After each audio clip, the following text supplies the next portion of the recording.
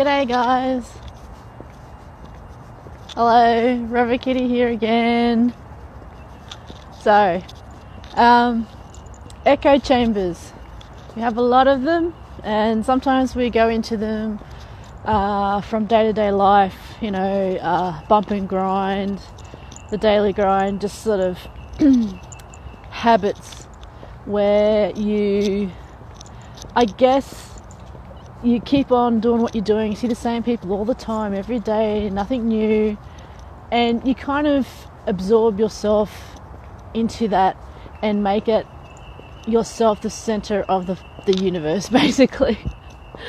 This is taken to an extreme from how you would, you know, self-focus and self-care. This is more towards that no matter what, you want to make everything either your way or the highway, and no other input is considered or counted for. This can be a good thing when you're determined and you want to reach your goal, in that you are firm in that and you're so sure about it that you want that and you're driven to get it. However, this comes apart when I would say you don't consider anyone else's point of view. It's not taken into account, and you end up sort of making assumptions and cutting yourself off from more information, from, you know, checking yourself before you actually wreck yourself. And that's a bit of a shame, I would say.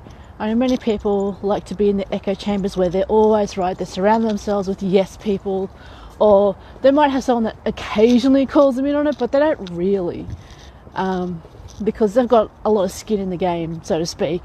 As much as they say, you know what, I could leave anytime, I could do all this, I could do all that, you know, I don't have to be involved in all this. They really, when it comes down to it, have a lot of skin in the game. What that is, I have no idea, because other people's motivations I can't even contemplate. But here's the thing. Your echo chamber,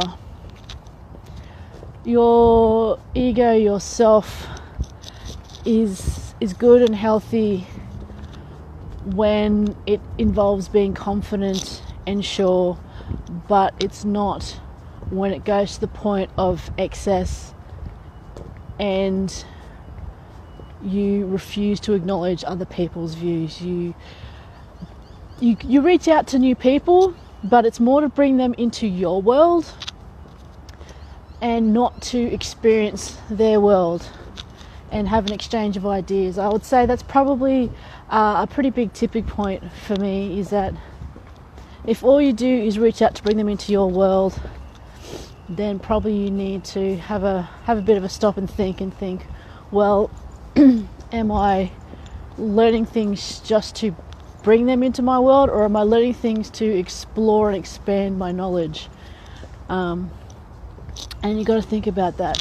Well, you don't have to, but it's worthwhile thinking about.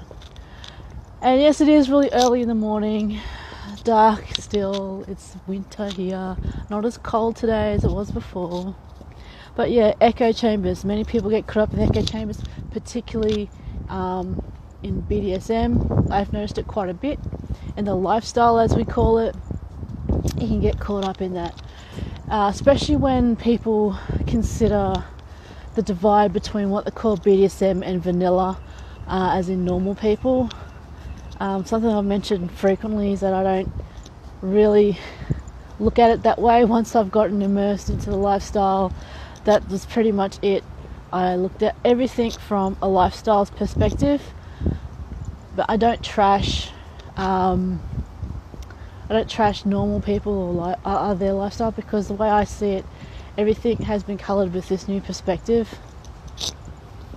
But I don't try to force that onto other people, because it's not their thing. And most importantly, there's a big thing going around about consent.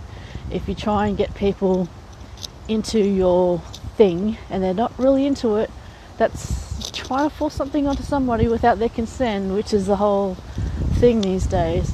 And despite what people think, males can have their consent violated, and they do so quite frequently. It's just done in a different way from the way males do it to females, I would say. Males are generally more physical, females more psychological, emotional. That's the thing.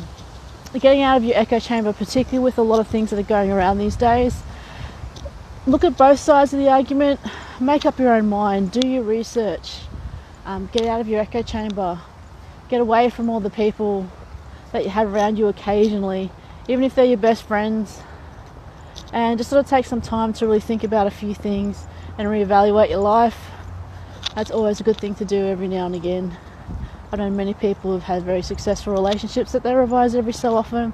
It's not because they need to, it's because they want to make sure that they're all on the same page, that they're heading in the right direction that they want to, and they're not so absorbed. I mean, I had a cousin who broke up a relationship because all that happened in the relationship was that they were so absorbed in each other that they kind of one day looked at each other and went, you know what, all we have is each other, which is fine, but they realised how insulated that they had become with that. So yeah, they split up, they both found other people, married and happy with kids, so life ain't all bad, okay?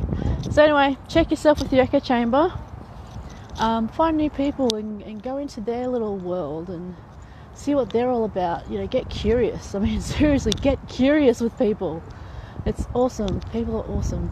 Anyway, love you guys. See ya.